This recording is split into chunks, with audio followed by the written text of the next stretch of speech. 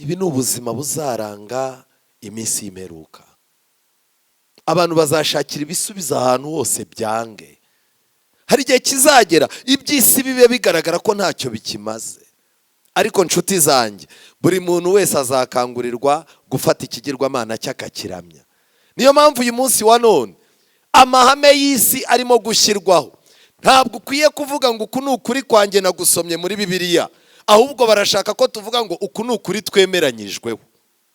Kuko impamvu ngiyi, Abashinwa barimo barasenga imisozi n'amabuye, Abahinde barimo barasenga inka, abandi bantu barasenga inyenyeri n'ibiki byose, ariko twebwe tugomba kuramya iyaremye ijuru n'isi n'inyanja n'iki n'amasoko. Ubu rero isi igiye kwemeranya umurongo ihuriraho.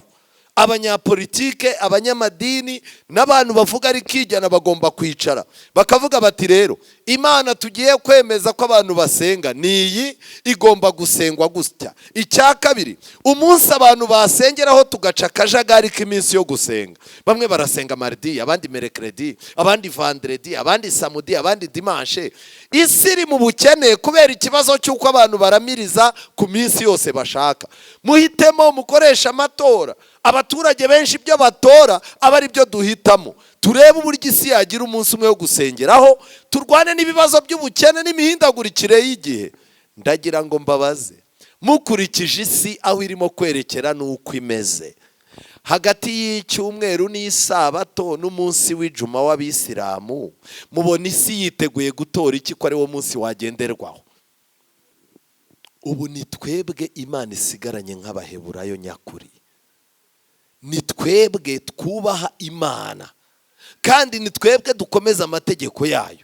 Ariko Imana ibabajwe nuko hari abantu yabuze, yagiye ibohereza mu murimo ngo bajye kuyikorera, barangiza bakayicika bameze nka Yona. Ariko byanga byakunda, uzazenguruka mu byo ushaka, Imana itegeka urufi rw'ubuzima rukumire, Kigali kumire, izi kuruke hafi y'urusengero, abantu bazakubona ugarutse urandaga.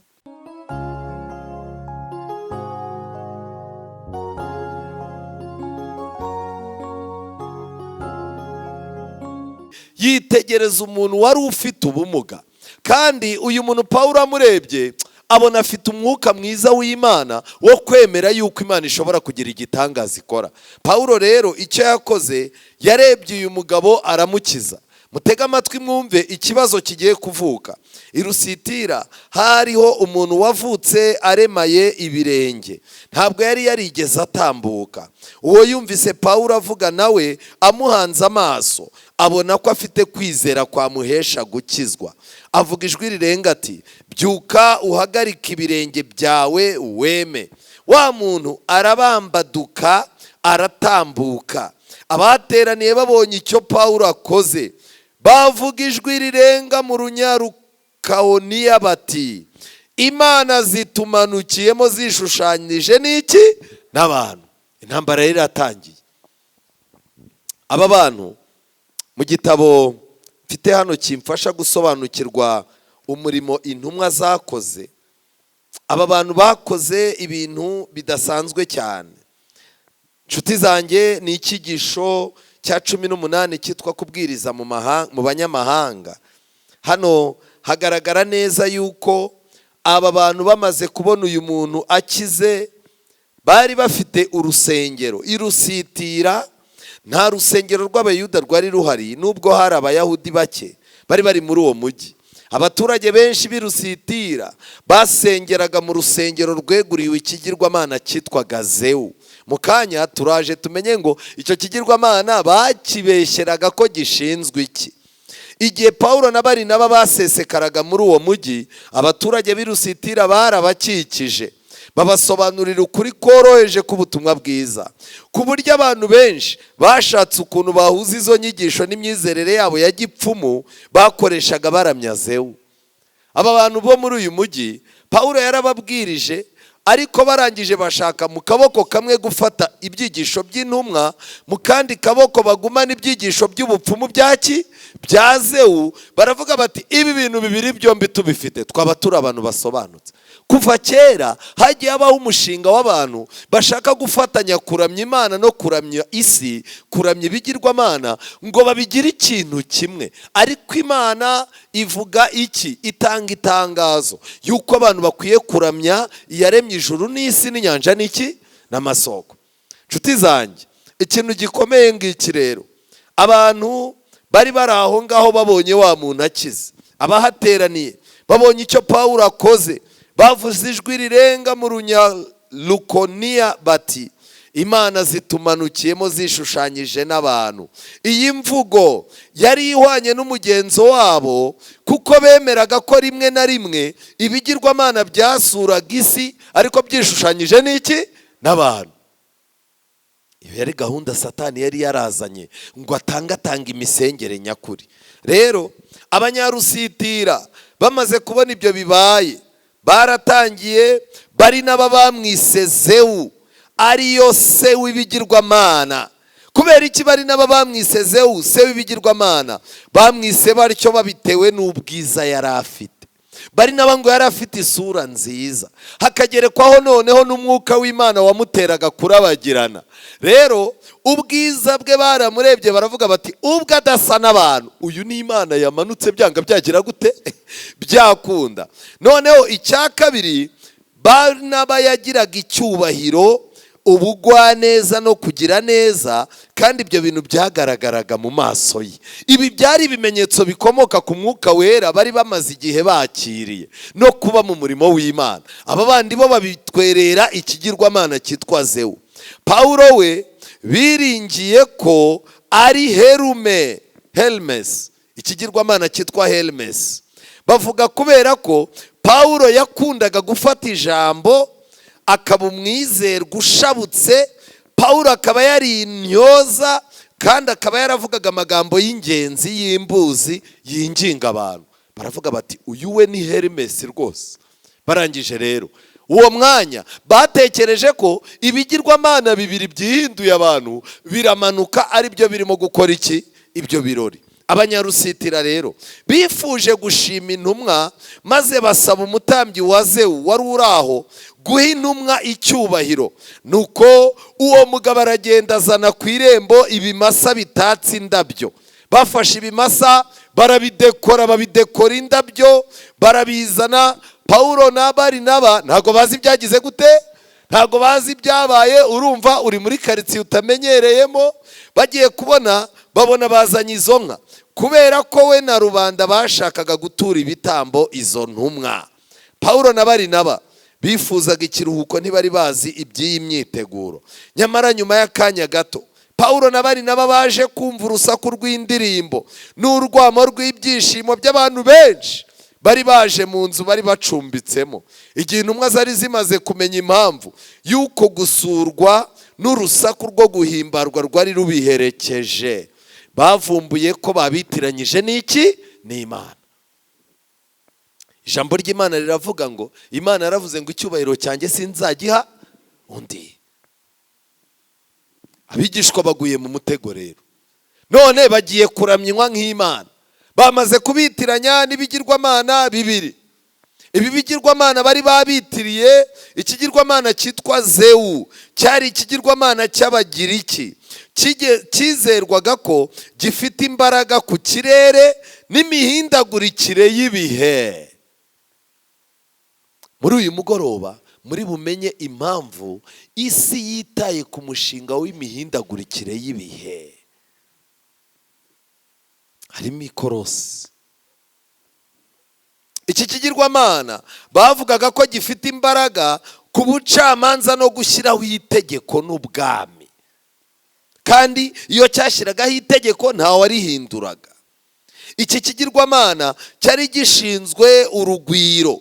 Iki kigirwamana kandi i Roma bacyitaga Jupiteri. Baritegereza, barangije baravuga bati rwose uyu muntu witwa Barinaba we ni iki kigirwamana cyitwa Zewu. Nshuti zanjye, abantu bagiye baramya ibigirwamana bakabara yuko ari byo bakomoraho imigisha, kandi Imana yo mu ijuru ariyo bakomoraho imigisha. Ikigirwamana cya kabiri cyari ikihe rero? Nshuti zanjye, cyari ikigirwamana cyitwa Herume. ikigirwamana cyitwa Herume cyari ikigirwamana gishinzwe ubucuruzi kugira ngo abantu bari muri bizinesi z'ubucuruzi badahomba. Iki kigirwamana bavugaga ko gifasha abagenzi gukora ingendo kandi ingendo zabo bagahirwa. Iki kigirwamana bavugaga ko kirinda imitungo y'abantu kikanabuza ibintu byabo kwibwa. Iki kigirwamana kandi bavugaga ko gifasha abantu kubona intsinzi, cyane cyane abantu bakoraga mu masiganwa. Ikindi kandi iki kigirwamana bizeraga yuko ngo kiyobora imitima y'abantu bapfuye nyuma y'ubu buzima. Ngo abantu iyo bapfaga, iki kigirwamana cyafataga roho zabo kikazijyana ahantu runaka. Ariko mbabaza, murumva amadini y'uyu munsi wa none imisengere yayo itaravuye kwa Zewu na Hermes, ariko abantu babifite mu madini ngo ni ijambo ry'Imana, ngo niyobera ritagatifu. Gute? Bibiliya iravuga ngo umuntu yapfuye byose babigize gute?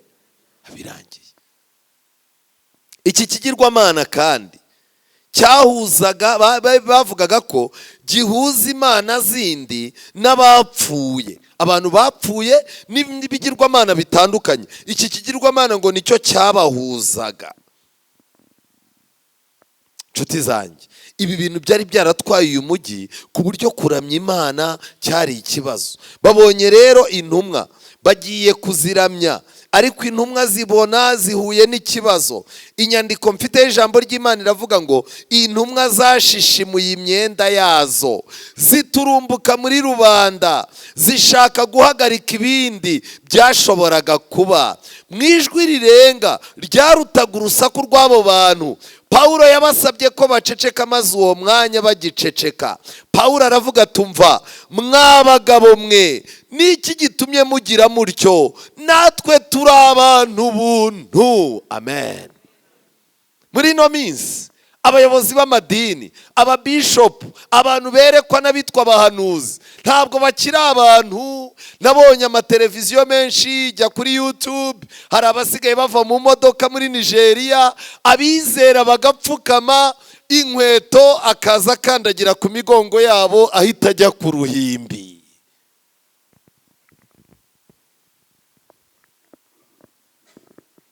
Mu minsi ishize hari uwabwiye abantu yuko Imana yabasabye gukora amasengesho y'igihe kirekire kandi ari we uzababwira igihe bazayasoreza.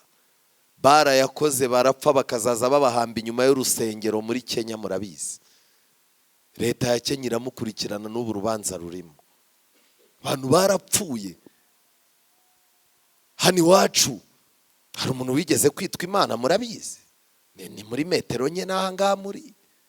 Abantu baravugaga bati komera Mana yacu. Abagore barazaga, abakobwa. Bababwiriza bamaze kwambikwa icyubahiro Imana barayimize. Amakorari, muri buri korari haba hari umuntu wahindutse ikigirwamana. Hari ukuntu umuyobozi ayobora ahantu bakamukunda, barangiza bati we nugenda umva niba hazasenyuka ntago tuzi uko hazaza. Igihe kirageze ngo nitwumva abantu baturi inyuma batwitiranyije n'Imana, tubabwire ngo turi abantu bagize gute? Turi abantu buntu. Kuramya Imana bikeneye kwererezwa. Imisengere iriho mu minsi y'imperuka igendereye kwerereza abantu batatu gusa. Abanyapolitike bazageraho bamera nk'Imana. Umunsi umwe Herode yari ari mu munsi mukuru w'amavuko ye, abavumbyi bari baraho n'abanyamadini baje, arangije atanga discourse. Umuntu umwe arahaguruka, arangije aravuga ati noneho si ijwi ry'abantu, urimo uravuga ijwi ry'iki? Ry'Imana. Imana yarababaye iramanuka imukubita urushyi, yaguye inyo bagiye gushyingura ari inyo zijejeta. Mujye mwitondera gufata icyubahiro cy'Imana ngo mujye abanyapolitike. Imana ifite icyubahiro yahaye ababyeyi kidashobora gusimbuzwa undi muntu. Imana ifite icyubahiro yahaye abayobozi b'itorero kitagomba gusimbuzwa ikindi. Imana ifite icyubahiro yahaye abayobozi ba leta kidakwiye gusimbuzwa ikindi. Ariko nagira ngo mbabwire, icyubahiro cy'Imana cyo ntikigira gute? Ntigikorwaho. Baramubwiye gutyo, baramubwira ngo noneho ngo arimo aravuga nk'Imana. arangije nawe aranyeganyega azunguza umutwe, yarayapfuye. Abantu ba mbere mu minsi imperuka bazatwara icyubahiro cy'Imana n'abanyapolitiki. Aba kabiri bazatwara icyubahiro cy'Imana n'abayobozi b'amadini, bazaba bashaka kuramywa, bashaka gusengwa. Aba gatatu ni ubupapa buzaba bwihishe inyuma y'ibintu byose birimo kuba. Iyi ni intambara yo kuramya rero, kandi noneho isi nayo izahinduka ikigirwamana ku buryo kugira ngo igire ikiguha bisaba kuyiramya. Urasabwa kuba uri umuntu usobanutse. Abigishwa bavuza induru bati natwe turi abantu buntu, tumeze nkamwe, kandi turababwira ubutumwa bwiza ngo mureke ibyo bintu bitagira icyo bibamarira, muhindukirire Imana ihoraho yaremye ijuru n'isi n'inyanja n'ibirimo byose. Amen. Aya magambo yavuzwe umuntu aba atunze urutoki ya Mana yo mu itangiriro. Itangiriro igice cya kabiri. Itangiriro igice cya kabiri umurongo wa mbere.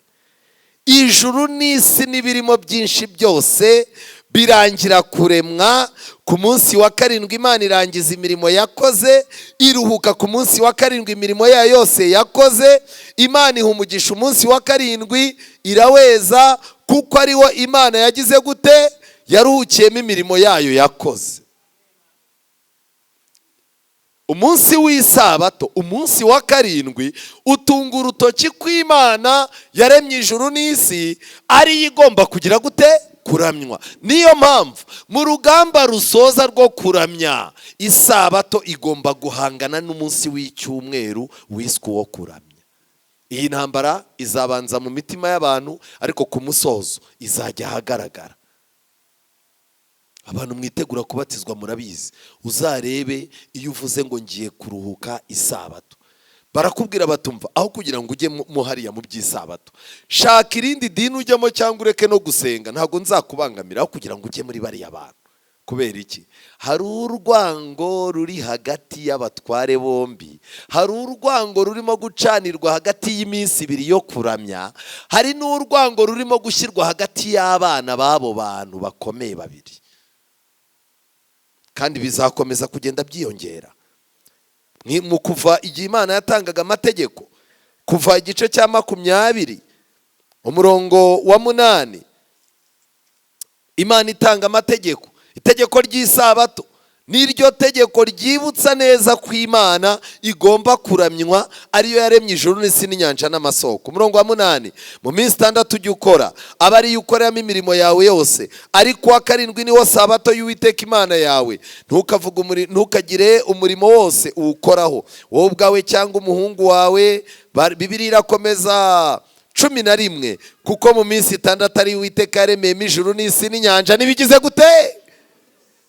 Imana mu itegeko ryayo hajemo amagambo Pawulo yavuze, yego cyangwa hoya? Kubw'ibyo rero, igihe ukanguriye abantu kuramya iyaremye ijuru n'isi n'inyanja n'amasoko, byanga byakunda batungiye urutoki y'Imana yo mu itangiriro, ubu batungiye urutoki y'Imana yatanze amategeko 10, ubu batungiye urutoki isabato n'itorero ry'ukuri ry'Imana. Ngaka kazi dufite muri ino minsi, ni ugutunga urutoki, tukereka abantu ntama w'Imana ukura ibyaha by'abari mu isi, tukereka abantu amategeko y'Imana yashyizweho n'Imana, tukereka abantu aho bashobora guhungira bagakirira mu itorero ry'ukuri kw'Imana. Nshuti zanjye, amaze kuvuga gutyo, amaze kubibabwira, ariko ntiyarekeraho. Arangije ababwira uburyo Imana yo mu ijuru ari ivubira abantu imvura, ikabaha imyaka myiza bakarya, ikabahaza ibyo kurya, Imana ikuzuza imitima yabo umunezero. Ibi yabivuze ko Imana ari ibikora, atari bya bigirwamana byabo bigira gute? Bibikora. Abantu bararakaye kubera ko Pawulo abiciye ibirori we na Sira, barangije bacika intege, hakoreshejwe amagambo yo gusebya intumwa ndetse no kuzinegura, babashinja ibinyoma byinshi, kugeza ubwo urukundo abantu birusitira bari bakunze intumwa rwabyaye urwango. Ndetse amateka tubwira ko bafashe Pawulo baramukubita cyane. Pawulo yatekereje ko ubuzima bwe bugeze ku iherezo. Byatumye uwo mwanya yibuka urupfu rwa Stefano n'uruhare rwuzuye ubugome we ubwe yari yararugizemo. Umuntu wese buriya Satani ni umugome. Mu gihe Pawulo bari barimo kumutera amabuye, Satani yaramwegera amubwira ati se ibya Stefano ntago byibuka? Amabuye bamuteye wahagaze n'uyazi, amamwe nawe bayagutera. Sugira ngo Imana buriya byararangiye. Ariko Pawulo yari yarasabye imbabazi, yego cyangwa hoya? Pawulo yari yarasabye imbabazi, yaranagize gute? Yarababariwe. Ariko igihe yaterwaga amabuye, Satani yamwibukije uko byamugendekeye. Ndetse ijambo ry'Imana riravuga ngo muri ibyo bihe afite ibikomere byinshi kandi ahinda umushyitsi kubw'uburibwe, yikubise hasi, maze abo bantu bari barakaye bamukurubanira inyuma y'umudugudu, bibwira ko yagize gute? Yapfuye. Ariko ikintu gitangaje, muri icyo gihe cy'umwijima kandi cy'ibigeragezo, itsinda ry'abizera birusitira bakomeje kuba hafi. Ndetse uyu murimo, igihe bari bari mu maganya, baje gutangazwa no kubona intumwa Pawulo yegura umutwe. Uwo mwanya ihaguruka isingiza Imana. Kubizera, uku gusubizwamo imbaraga k'umugaragu w'Imana kwafashwe noneho nk'igitangaza cy'imbaraga mvajuru, kandi kiba nk'ikimenyetso Imana ishyize ku guhindura imyizerere kwabo. Baranezerewe mu buryo butangaje kandi basingiza Imana bafite ukwizera kuvuguruwe. Pawulo bamukubise amabuye, harimo n'abizera bahuruye. Barangije Pawulo ameze nk'upfuye, ariko akantu kamuciye intege ntakahe? Kwibuka yuko amabuye bamuteye ameze nk'ayo yateresheje nde? Stefano. Buriya nagira mbabwire, ikibazo cyose uzaba urimo, Satani akakwibutsa intege nke z'ibyaha waciyemo, ntushobora kurenga aho hantu. Aho hantu umuntu hakurwa n'amasezerano y'imbabazi z'Imana gusa. Igihe rero bagiye kubona na Pawulo aregutse, abantu barangije batumva rero iyi Mana y'uyu mugabo tuyikurikire. Kubera iki? Umuntu uterwa amabuye nk'aya bagakura mu mujyi bakajya kujugunya aho basanzwe bajugunya imirambo bagiriye nabi, Imana ikaba yongeye kumuzura. Iyi Mana ifite imbaraga iruta ziriya zacu. Ngo abantu barihaniye kubw'inkoni zande? Amabuye ya Pawulo. Iyi Imana ibona ibihe byiza bitarimo tutuma abantu bayimenya, yifashisha ibihe bibi atari uko biyiturutseho, ahubwo ari uko Satani yabiteguye, bikarangira Satani ahindutse umukozi w'Imana atagize gute? Atabizi kandi atabishaka. Nshuti zanjye, iyi ni intambara ikomeye Pawulo yakoze kugira ngo bagarure abantu ku kuramya nyakuri. Bakura abantu ku kuramya ibigirwamana bishinzwe ikirere, ibigirwamana bishinzwe umutungo, ibigirwamana bishinzwe itegeko, ibigirwamana bishinzwe umubano w'abantu, ubusabane, hospitality. N'uyu munsi isi niho irimo kwerekera. Amadini menshi yamaze kwiyunga. Umuryango w'abibumbye ufite igice gishinzwe gukontorora imisengere, kandi babwiwe yuko isi bagomba kuyishakira amahoro n'umutuzo. Dufite ibiza, dufite intambara zirimo kuba. Kubw'ibyo rero ni iki kirimo kubitera? Nk'uko Pawulo bamuhindukiranye bamwitirira ibibazo biri muri uriya mujyi, niko abakomeza amategeko y'Imana n'isabato irimo bazahindukirwa bakitwa ko aribo bateje ikibazo. Ariko uyu munsi wa none ibintu byose dukora turirinda kwiteranya. Oya da, reka njyeyo ntiteranya, ntawamenya ibintu aho byerekera. Iki gitabo abagifite cyitwa Umurimo wa Gikristo. Muri iki gitabo nasomyemo amagambo nifuza kubasomera. Paje 143. Urugamba ruheruka mu ntambara ikomeye iri hagati ya Kristo n'abamarayika be na Satani n'abamarayika be ruzaba rushingiye ku mategeko y'Imana, kandi iyo ntambara niyo izasoza amateka y'isi. Ntihagire umuntu utekereza ko Amerika izarwana n'Uburusiya ngo isi irangire. Oya, waburinjije. ntihagire umuntu uvuga ngo Korea ya ruguru ngo izarwana ngo na Amerika cyangwa iki. Oya, urugamba ruzasoza isi ruri hagati y'amategeko y'Imana n'amategeko y'abantu. Abantu bari mu myanya y'ubuyobozi ntibazirengagiza cyangwa ngo basuzugure isabato gusa, ahubwo bazatanga n'amategeko avuye mu biro byabo, maze bahatira abantu kubahiriza umunsi wa mbere w'icyumweru. Basaba abantu kubahiriza imigenzo n'imiziririzo bishyigikira iyi gahunda yashyizweho n'abantu. Kuramya icyumweru bizashyirirwaho imigenzo, bishyirirweho n'iki? N'imiziririzo. Ibintu bifite imigenzo n'imiziririzo rero baba bashaka kuzana bya bintu bya kera.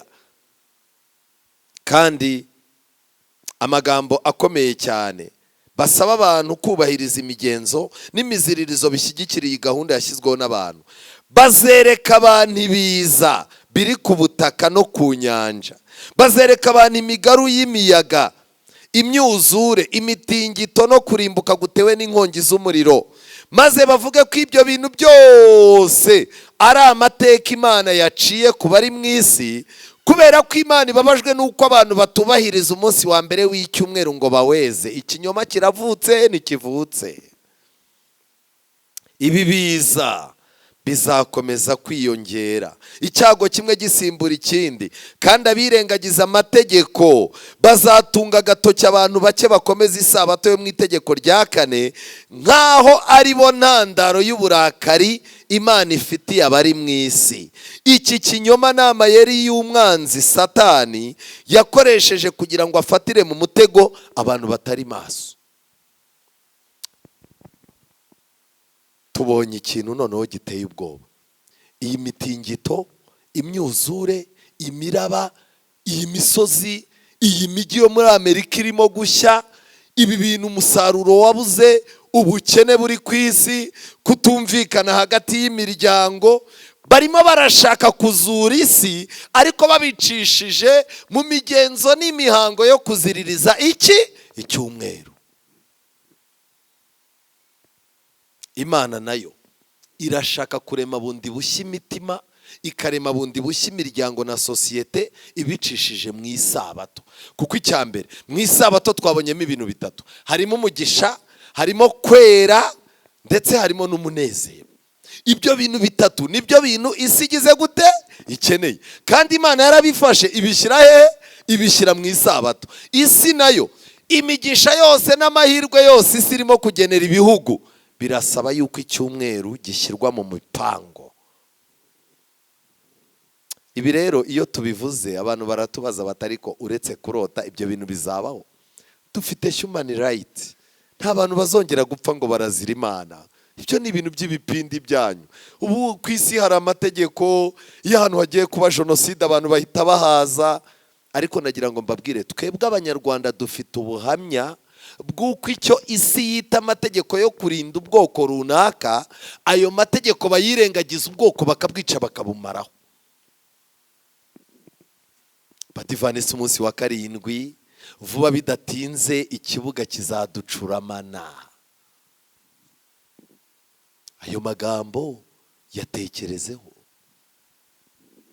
Mu ntambara yo kuramya bimeze gute? Nahoze ndimo kureba amagambo akomeye hano, uburyo kuramya k'uyu munsi wa none kurimo kugenda gutakaza agaciro. Igitabo cy'intambara ikomeye page 279 haranditswe ngo kwitirirwa idini runaka byahindutse rusange mu isi. Nta muntu ushaka kuba adafite idini. Abayobozi, abanyapolitike, abacamanza, abaganga n'abacuruzi bayoboka itorero runaka ari uburyo bwo gushaka icyubahiro no kwiringirwa n'abantu no kugera ku nyungu zabo bwite z'iby'isi. Muri no minsi ku isi yose abanyapolitike barimo baragenda bakajya mu madini. Turi kumwe namwe rwose muri abacu, agahita ashaka nk'akana asoma, abantu binjije baraho bagakoma amashyi bati yo buriya nawe uri uwacu. Naho harabura amezi 3 ngo amatora agere gute? Amatora abe, umuntu akaza agahita avuga ati rero ngiye gushinga uruganda rw'ibinyobwa, kandi buriya abarokore nibo nzashingira uruganda kuko nta nzoga nzakora, ariko ngomba kuzaza ngenda aho bari mu nyubako nkabakubita amafaranga, aho bari mu gikorwa runaka nkabakubita amafaranga, kugira ngo ibyo bintu bazabinywe birukanka. Mwamubona yaje muti yo Imana yazanye umubosi rwose, amena. Iki gitabo kiravuga ngo abayobozi, abanyapolitiki, ganga n'abacuruzi kenshi bayoboka itorero runaka ari uburyo bwo gushaka icyubahiro no kwiringirwa n'abantu no kugera ku nyungu zabo bwite z'iby'isi. Uko niko bagerageza guhisha ibyo bakora bidatunganye, bakabitwikiriza umwenda w'ubukristo. Kubera ko isi irimo kwambika abantu bose ubusa, rero umuntu arimo aragerageza gushaka idini ngo rihishe isoni z'ubwambure bwe. Umuntu akavuga ati nubwo ndi igisambo, ariko umuntu nabona kuri resitora yanjye yanditseho ngo she murokore, azabona yuko ntari igisambo da. Ubu rero uragenda ukajya ahantu ngo ni she murokore, wagenda ugasanga isukari aguhaye, ukaba nawe ubukene n'inzara byarakwigishije ibipimo by'isukari yuzuye.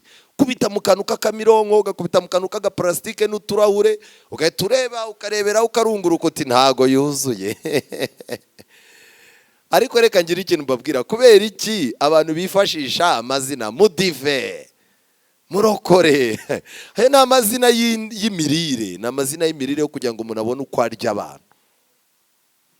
Kubera ko isi irimo kwambika abantu ubusa, buri muntu wese akeneye ubusa bwe kubwambikisha umwambaro w'idini. Nyamara ntabwo Imana yashakaga yuko ubwambure bwacu tubworosa dukoresheje umwambaro w'idini. Imana yashakaga yuko twambara umwambaro wera wo kugira gute, wo gukiranuka. Ubu rero ibi bintu birakomeye cyane. Amatorero menshi iyo ashyigikiwe n'ubukungu n'ubushobozi by'abo bantu babatijwe, nyamara bagamije inyungu z'isi, ayo matorero ashakashakana umwete kuba ibyamamare no gufashwa. Aba bantu baje badakijijwe, iyo babaye benshi mu itorero rihindura indangagaciro ryazo, bakavuga bati no kamemo hano hasengera abasirimu. N'ubu hano mu Rwanda hari amadini, hari n'insengero ujya kubwirizamo bakakubaza bati warize? Ugatangira uti yego, wize iki? Ubwo hari n'igihe uba ushaka kuvuga uti ngewe nageze muri sera yimvamo. Ayo ntabwo ari amashuri, ntabwo abarwa. Hari ahantu ujya, ubundi hari insengero ujya kubwirizaho bakakubwira bati ese uzaba uri kumwe na madamu? Uti yego, sawa. Barangiza bati umubwiriza yitwa Musoni, numwizeraho kumuhima, sawa. Ariko hari aho ujya bakakubwira bati shishi muri bintu byose. Nagatangira ati nkora ibi, nshinzwe ibi, nize amashuri angana gutya, mu buzima busanzwe nkora iki. Harimo n'abashyiraho ibyo bakunda, ugashyiraho n'ibintu ukunda, bakabisomera abantu ngo bumve yuko umubwiriza waje agize gute, aremereye. Kandi koko nawe wamureba ukabona agize gute di, arimo kubwiriza abantu bameze gute di, nabo bagize gute, baremereye. Abapasitoro mwaragowe.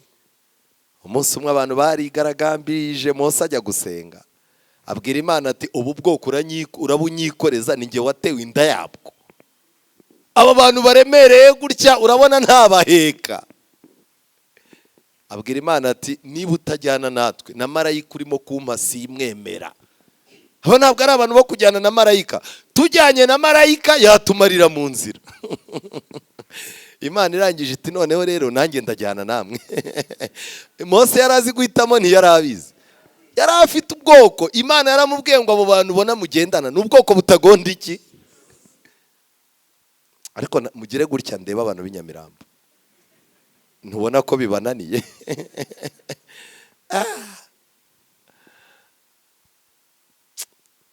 Hari ibintu bijya bintangaza. Ubu wabona hano namwe mugira ubwoko butagonda ijosi. Umuntu ubwira uti tujye iburyo, yarangiza ati njyewe n'amashuri yanjye ngiye ibumoso, njye sinjya nkunda umuntu nkontorora na telekomande. Kugera i Kanani rero uri ubwoko butagonda ijosi ntibikunda, kuko Imana yari izi inzira ijya i Kanani ariko ibacisha ibizigu kubera ko yari bafiteho umugambi. Umuntu udafite kumvira no guca bugufi, iri torero turimo ntabwo azariramamo. aya matorero rero iyo yamaze kwakira abantu bazanywe n'imibare aho kuzanwa n'agakiza, agwa mu mutego. Cyakora ukabona umushyitsi araje, bakabanza bakakureba intambuko n'inkweto n'iki, bakubwira bati ya myanya yashize aho inyuma, ugatumubwira uti harabura umwe, genda kwereka aho wicara.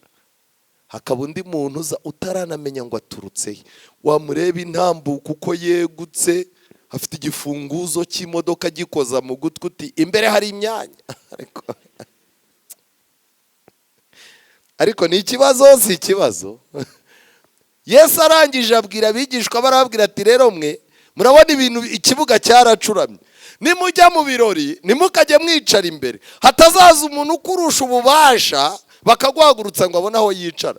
Jya ugenda wiyicarira inyuma, hari igihe babura abahicara imbere bakagukura inyuma bakakuzana he. Ariko dufite ibibazo mu minsi y'imperuka, birahari n'ibihari. Aba bantu baje mu itorero, ariko ndimo ndasoma intambara ikomeye. Insengero z'ibitangarirwa zitatswe mu buryo bw'akataraboneka zubakwa ahantu abantu benshi bakunda guhurira. Kubaka urusengero rwiza ntabwo ari ikosa, ariko urusengero rwiza rudafite gahunda nziza, rudafite abizera bazi umuhamagaro, abantu baje bose ari imibare, ubwiza bw'urwo rusengero nta muntu buzabubona. Ijambo ry'Imana riravuga ngo abaje kuramya bambara imyenda ihenze kandi igezweho. Hano ntago bavuze ko bazana ibitabo, hoya. Nubu hano hari umuntu ubwira ukamubwira uti umukoroporoteri hararuguru arahari, wagerageje ukagura igitabo ugatunga inyandiko. Reka rero nkubwire musoni, buriya findi rutwa na swararoga. Ibintu byo gusoma si ibintu byanjye pe. Buriya njyewe ahubwo hari nk'ukuntu nicara abantu biganirira akaba ariho mfashirizwa. Ibintu byo gusoma umva nta peti yabyo pe, ubuse nkubeshye naba mbeshye pe. Kandi wajya kona ukabona ni bande bemeye kwaba umuyobozi, amaboko mukayamanika, azabayoboresha iki? Nta nyandiko. Abantu baje kuramya kiba ari umwenda. Ubu uyu munsi wa none inama z'itorero nyinshi zirengagije ibintu by'imyambarire, kubera ko uramutse ugiye mu myambarire, abadamu n'abakoboyi imyambarire bayihindura uko bashatse. Mukora inama y'itorero nimugoroba muti uriya mudamu yari yambaye nabi, ejo mu gitondo akababaza ati mushaka nzanambara gute? Imyenda miremire y'abakirisitu. Akaza yambaye umwenda ukubura itaka, yarangiza akawukubita pasura yerekana itako ryose. Mugatangira muti oya none se ntimwambwiye uburebure, bati uburebure nibwo ariko iriya pasura warengeje. Yarangiza toke noneho ndayizana kuri iyi meze, yarangiza akayigabanya mu matako ikamwegera ku buryo ubu mureba uko ateye, inama ikongera igaterana. Niko mada ubu tuzahora tukwigaho mpaka ryari. Ibi bintu none wambaye ni ibiki? Ariko rero muri ba nta munoza, ariko ubundi mwaretse nkiyambarira ko mwe mwabuze ibyo mugurira abagore banyu. Niba nteye neza ndamaze, ikibazo cyavutse nticyavutse. Mudamu akegera pasiteri ati ndimo ndahohoterwa. Ya muzee Karera waba ukirimo? Ijambo ryitwa ihohoterwa iyo rigezemo buri muntu wese akizaye magara. Ubu rero abantu bagomba kuza kuramya bambaye ibyo bashaka. Hari abambaye imyenda ifite amazina y'indaya, ariko ukabona arashaka kuririmba, kwambara nta muntu ukibivugaho. Abantu bari muri demokarasi, ariko ni ikimenyetso cy'icyakuzanye. Uko wambaye n'uko uje n'isaha uziye byerekana impamvu yaguhagurukije uza. Ubundi ntabwo twakagombye no kwirirwa tuvunika. Nk'uko umuntu ujya gupfa abanza gusamba, ni nako n'umuntu urimo gupfa mu by'umwuka hari ibimenyetso agaragaza. Atangira gusubira ku bintu yari yararetse, kandi inama agirwa n'itorero azica amazi. Ni ikimenyetso cy'uko uri muri suwe wowe. Abadamu nimugerageze mwambare, gusa ariko n'abagabo banyu basigaye bafite irihumye muricamo. Niko uriya mugore n'uwawe yego wambaye nabi kuriya, usiko ntari nabibonye. None se buriya wa mugani tuvanye mu rugo none se muhuriye mu muhanda. Kera abakristo bambaraga neza. Pawulo yabagira inama arabwira ngo mwambare umwami Yesu. Iyo wambaye umwami Yesu, umwami Yesu ategeka imyenda uri bwambare. ariko itegeko ryo kwambara ryacitse mu nsengero rizagaruka gute Nyamirambo?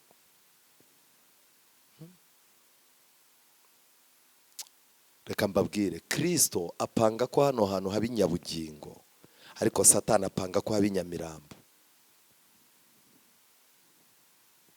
kugeza ubwo korari uyikatisha aho ushaka, itorero ukarikatisha aho ushaka. Uzi ko hari n'igihe tujya kuzana abashyitsi nabo ubwabo barangiza akavuga bati ariko se abakristo banyu ko tubona bambara nabi. Umuntu wiviriye mu bisilamu aje mu Badiventiste abona gahunda zose ziryoshye ijambo ry'Imana, yajya kubona akabona umuntu urimo kwicara, urimo gushaka kugira ibyo ayobora ku ruhimbi, arimo aricara yegeranya kurura ijipo, wavuye mu rugo utazi ko ifite santimetero 30, ariko ijipo nazo murazirenganya uragira ngo ugire 60. Nimujya kudodesha mujye muteganya santimetero zazindi mu Rwanda nazo mwongeraho, mujye muzongereraho ku mudozi. Abaje kuramya baza bambaye imyenda ihenze igezweho. Umuvugabutumwa ufite impano yo kunezeza abayoboke no kubakurura ahembwa umushahara munini. Mu bibwirizwa bye ntagomba kwamagana ibyaha rusange biri mu bantu, ahubwo amagambo ye agomba kuba asize iki? Umunyu, kandi aryoheye amatwi y'abakunda ibigezweho. Muri ubwo buryo abanyabyaha bakunda ibigezweho bandikwa mu bitabo by'itorero, kandi ibyaha bigezweho bigatwikirwa umwenda wo kwigira intungane. Paje 279, igitabo cy'intambara ikomeye. Uyu muntu wabyanditse yerekanaga itorero ry'Abametodiste uko ryari rimeze mu gihe iki gitabo cyandikwaga. Kandi uyu mwuka wari uri muri iri torero ry'Abametodiste urimo uragenda Satani ashaka kuwuzana mu matorero yacu, kuko ni uburyo bwo kwica abantu bahagaze. Kubw'ibyo rero bamaso n'imperuka. Nshuti zanjye, nagira ngo nihute mbabwira yuko muri Yona igice cya 1:5 Yona yahuye n'intambara ikomeye. Yona igice cya 1:5 igihe Yona Imana yamwoherezaga agakatira ahandi hatandukanye naho Imana yamwohereje. 5 utugaragariza neza ko abasare batewe ubwoba, umuntu wese atakambira ikigirwamana cye, ibintu bari batwaye mu nkuge babijugunya mu nyanja ngo boroshye inkuge. Ibi ni ubuzima buzaranga iminsi y'imperuka. Abantu bazashakira ibisubizo ahantu hose byange. Hari igihe kizagera iby'isi bibe bigaragara ko ntacyo bikimaze. Ariko nshuti zanjye, buri muntu wese azakangurirwa gufata ikigirwamana cy'akakiramya. Niyo mpamvu uyu munsi wa none amahame y'isi arimo gushyirwaho. Ntabwo ukwiye kuvuga ngo uku ni ukuri kwanjye nagusomye muri Bibiliya, ahubwo barashaka ko tuvuga ngo uku ni ukuri twemeranyijweho. Kuko impamvu ngiyi, Abashinwa barimo barasenga imisozi n'amabuye, Abahinde barimo barasenga inka, abandi bantu barasenga inyenyeri n'ibiki byose. Ariko twebwe tugomba kuramya iyaremye ijuru n'isi n'inyanja n'iki n'amasoko. Ubu rero isi igiye kwemeranya umurongo ihuriraho. Abanyapolitike, abanyamadini n'abantu bavuga ari kijyana bagomba kwicara bakavuga bati rero Imana tugiye kwemeza ko abantu basenga niyi, igomba gusengwa gutya. Icya kabiri, umunsi abantu basengeraho tugaca akajagari k'iminsi yo gusenga. Bamwe barasenga mardi, abandi mercredi, abandi vendredi, abandi samedi, abandi dimanche. Isi iri mu bukene kubera ikibazo cy'uko abantu baramiriza ku minsi yose bashaka. Muhitemo mukoresha amatora, abaturage benshi ibyo batora aba ari byo duhitamo. Turebe uburyo isi yagira umunsi umwe wo gusengeraho, turwane n'ibibazo by'ubukene n'imihindagurikire y'igihe. Ndagira ngo mbabaze, mukurikije isi aho irimo kwerekera n'uko imeze, hagati y'icyumweru n'isabato n'umunsi w'ijuma w'abisilamu, mubona isi yiteguye gutora iki ko ari wo munsi wagenderwaho? Icyumweru. Kuko isi igendera kuri rubanda nyamwinshi. Kandi Yesu yabwiye abigishwa be, arababwira ngo mwamukumbi muto mwe ntimugire ubwoba, kuko so yishimira kubaha iki? ubwami. Mu magambo make, Imana yishimira guha abantu bake ubwami bakurikiza ijambo ryayo kuruta abantu benshi bayobye. Munyure mu nzira igize gute? Ifunganye. Nshuti zanjye, muri uyu mugoroba nagira ngo mwinjire muri Bibiliya neza murebe igihe aba bantu babazaga Yona, barimo kumubaza kuko Yona yari asinziriye. Murongo wa 6, nuko umutware w'inkuge aza aho ari, aramubaza ati wabaye ute wa munyabitotsi we? Byuka utakira Imana yawe, ahari Imana yawe yatwibuka ntiturimbuke. Bose baravugana bati nimuze dufinde tumenye utumye dutezwa ibi byago. Nuko barafindura, ubufindo bwerekana Yona. Bahera ko baramubaza bati tubwire utumye dutezwa ibi byago, ukora murimo ki, uraturuka he, uri uwo mu kihe gihugu, uri bwoko ki? Umurongo wa 9 arabasubiza ati ndi umuheburayo, nubaha Uwiteka Imana yo mu ijuru yaremye inyanja n'iki. Barangije baravuga bati dufungiraho, uyu muntu afite imyizerere inyuranye n'iyiki. None ubwo iwacu twese twabuze ikibazo, afitanye ikibazo n'Imana ye. Baramufashe bagira gute? Bamujugunyamo. Reka ngire ikintu mbabwira, ubu ni twebwe Imana isigaranye nk'abaheburayo nyakuri. Ni twebwe twubaha Imana kandi ni twebwe dukomeza amategeko yayo. Ariko Imana ibabajwe nuko hari abantu yabuze, yagiye ibohereza mu murimo ngo bajye kuyikorera, barangiza bakayicika bameze nka Yona. Ariko byanga byakunda, uzazenguruka mu byo ushaka, Imana itegeka urufi rw'ubuzima rukumire, Kigali kumire, izi kuruke hafi y'urusengero, abantu bazakubona ugarutse urandaga. Ntabwo Imana ishobora kugira aho kugira ngo Imana iguhombe, yaguhombye. Iyo niyo gahunda yayo. Niba warakoreye Imana, niba uri muri Yesu neza, agira gute? Gumamo. Intambara iri imbere yacu iratangaje. Igitabo cy'Ibyahishuwe kivuga neza amagambo akomeye mu Byahishuwe igice cya 14. Byahishuwe igice cya 14 umurongo wa 6. Bibiliya iravuga ngo iki? Nuko mbona marayika wundi aguruka aringanije ijuru, afite ubutumwa bwiza bw'iteka ryose, ngo abubwire abari mu isi bo mu mahanga yose n'imiryango yose n'indimi zose n'amoko yose. Avuga ijwi rirenga ati, icya mbere nimwubahe Imana muyihimbaze. Amen. Kubaha Imana no kuyihimbaza nicyo kintu gikomeye. Muri Bibiliya ntagatifu mu mubwiriza igice cya 12 umurongo wa 13 n'uwa 14, Bibiliya ntagatifu iravuga ngo ujye utinya Imana kandi ukomeze amategeko yayo, kuko nibyo umuntu abereyeho. Nibyo bintu bibiri tubereyeho, gutinya Imana no gukomeza amategeko yayo. Gutinya Imana bitava mu bwoba, ahubwo biva mu rukundo no kuyubaha. Ngibyo ibintu bibiri. Muze gutaha murebe Bibiliya ntagatifu, n'abafite amatelefone murebe, ni iryo somo niko rivuga. Nicyo kintu umuntu abereyeho, gukomeza amategeko y'Imana ndetse no gutinya Imana.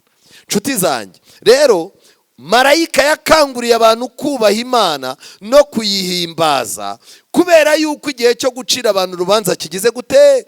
Gisohoye. Muramye iyaremye ijuru n'isi n'inyanja n'iki n'amasoko.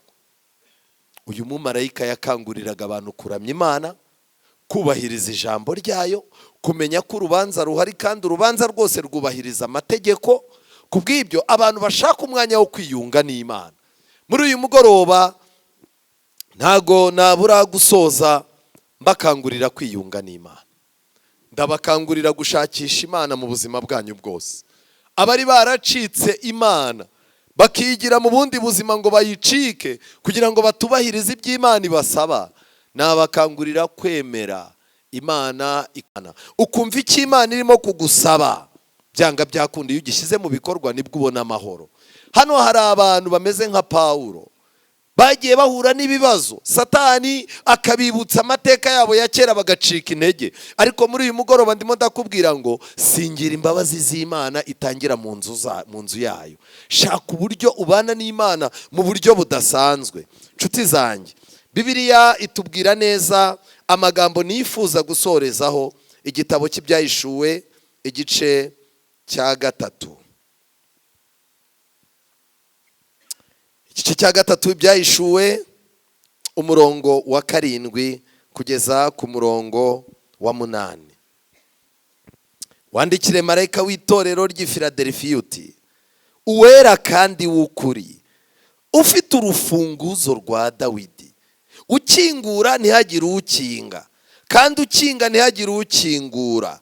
Aravuga aya magambo ati: nzi imirimo yawe, dore nshyize imbere yawe urugi rukinguye, kandi ntawe ubasha kurukinga. Kuko ufite imbaraga nke, nyamara ukitondera ijambo ryanjye, ntiwihakane izina ryanjye. Amen. Hano mufite intege nke. Ijambo ry'Imana n'ibihe birimo biratwereka ko dufite intege nkeya. Ariko Imana irimo iravuga iti rero, nubwo ufite intege nke, hari ibintu bibiri ngusaba: ntiwihakane izina ryanjye, kandi ntiwihakane ijambo ryanjye. Ibi bintu murimo kwiga uyu munsi, Imana izabibibutsa nimugera mu bihe by'akaga. Ariko umuntu utarimo kubifatira umwanzuro uyu munsi ngo ajye mu ruhande Imana imushakamo, azashaka kweguka, ariko ntago bizakunda. Samusoni yaryamye ku bibero bya Delila, ntago bwari ubwa mbere abiryamaho. Delila aravuga ati: wapfa Abafilisitiya baraje. Ntago bwari ubwa mbere iryo jambo Delila rivuga. Hari haragiye haba utundi tuntu. Delila akavuga ati: wapfa baraje. Bakaza, Samusoni akagira gute? Akahikura. Ariko Samusoni bamwogosha umusatsi wari uhishemo imbaraga. Aryama azi ko ari bukanguke nka kwa kundi. Yagerageje kunyeganyega, yumva imbaraga zagize gute? Zamushiranye. Uyu munsi dufite indirimbo nziza ivuga ngo ndumva umukiza ambwira ko mbuze iki? Mbuze imbaraga. Niba ubuze imbaraga, wikwemera kuryama mu ntege nke zawe. Ufite intege nke nibyo, Imana nayo irimo irabikubwira, ariko irimo irakubwira ngo cungana n'ibintu bibiri. Izo ntege nke nizitume wihakana ijambo ry'Imana wamenye, izo ntege nke nizitume wihakana izina rya Kristo. Kubw'ibyo rero, ubu wakagombye gufata umwanya wo kubana n'Imana no kwisaba ubuhungiro. Ndasoza nkangurira abantu bose yuko ibihe byahindutse. Nta mwanya wo kudamarara dufite. Igihe gito dusigaranye nicyo kubana n'abantu bose amahoro, nicyo kwerera imbuto abo tutizera kimwe, nicyo kuba inkingi mu nzu y'Imana ntube indeberezi, nicyo gutekereza cyane ku mpamvu zakuzanye. Igihe turimo ni igihe cyo kubyarwa ubwa kabiri no kwiyegurira Imana, ni igihe cyo kwitegura ibihe by'akaga, utegura umutima, ushinganisha ubuzima bwawe mu Mana. Niba utarimo gukora ibyo bintu, urimo urapfusha igihe ubusa, kandi ntabwo kizagaruka. Wa muragwa we wihunikira, kucogoye ugiye kugerayo. Kanguka bwangu, shaka intwaro zawe, dore byatinze rwose. Amahanga yamaze gusubiranamo, ariko bazaduhindukirana. Abantu barimo baradagadwa bihebye. Ariko ikintu wakora, witwarwa n'amakuru yo kuri televiziyo, koresha imbaraga zose amahirwe ufite, uca ingoyi z'umwanzi agira gute? Akubohesha. Imana ibampere umugisha mu izina rya Yesu.